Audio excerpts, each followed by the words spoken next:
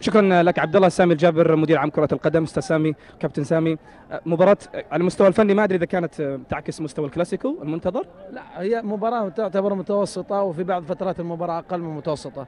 كفة الفريقين كانت شبه متساوية، مع الأفضلية في الفرص لنادي الهلال خصوصا في الشوط الأول.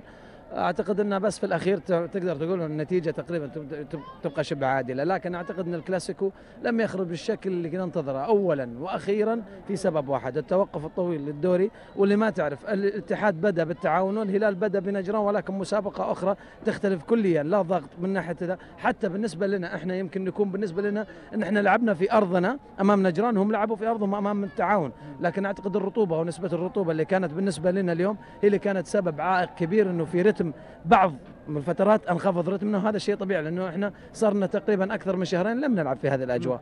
سامي، تحدثت انه فريق الهلال كان استعداده افضل من خلال البطوله الدوليه الوديه، يختلف الوضع ما بين المباريات الرسميه والمباريات الوديه؟ اختلاف، يعني اختلاف وليس الاختلاف كثير، لكن اعتقد شخصيه الفريق كانت مؤهله، واعتقد انه الهدف من الدوره الدوليه ثبت انه عندنا لاعبين ايضا صغار في السن نزلوا الفريق ولم يتغير رتم الفريق، بالعكس. لان اعتقد انه برضو ايضا اليوم احمد علي شارك في 20 دقيقه او اقل من 20 دقيقه، واعتقد انه الكل يجزم انه لاعب كبير يستلم كوره ويخلق من نفس الفرص، لذلك نتمنى ان شاء الله انه ينسجم اكثر واكثر. اعتقد ان اليوم يعني بوصف واحد، الكلاسيكو لم يكن في طموح ومتطلعات الجميع، ولكن الكلاسيكو اعتقد انه كسبه الهلال بهذا التعادل، لانه لا زال الفارق بين المتصدر والمطارد نادي الاتحاد 5 نقاط، لكن اليوم ننظر لها ان احنا نلعب خارج ارضنا وفي اجواء يعني اقرب تكون للاتحاد مو لنا. بغض النظر عن هذه النتيجه، رفضت ان يحدد ملامح البطل بعد هذه المباراه؟ لا، لن يتحدد ملامح البطل بعد هذه المباراه، اعتقد لا زالت في جولات كثيره من خلالها راح يتحدد ذا. اعتقد انه يمكن يكون سيناريو العام الماضي اقرب 3 أسابيع قبل نهايه الدوري،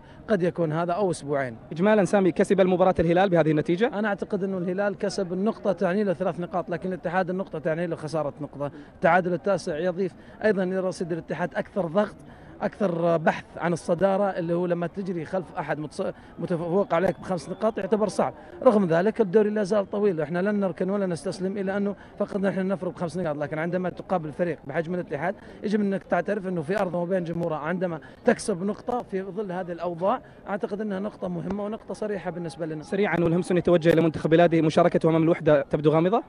لا، حيتوجه بعد المباراة مباشرة. انا اقصد سيتوجه الى منتخب بلاده. اي نعم، سيتوجه الى قبرص، حيطلع من هنا على قبرص ان شاء الله من جدة. تكلم عن مشاركته القادمه في الهلال؟ لا، المشاركة القادمة، شوف المشاركة القادمة سواء كان حتكون هي كأس ولي العهد الاهلي مع الأهلي، وهذا حيكون لها استراتيجية اعتقد ثانية اللي هي نبحثها مع السيد كلدون. سبق ان احنا بثناها شفهيا، لكن نبغى نجتمع بكره ونشوف بالضبط ايش اللي ممكن راح يكون. كابتن سامي، يعني نعلم ان عبد اللطيف الغنام يغيب للاصابه اضافه الى جانب زملاء اللاعبين، ولكن لا يشاهد في نادي الهلال. عبد اللطيف الغنام موجود في اسبيتار في قطر لاداء العلاج واداء برنامج ان شاء الله علاجي، سيكون متواجد خلال الايام القادمه. شكرا. شكرا.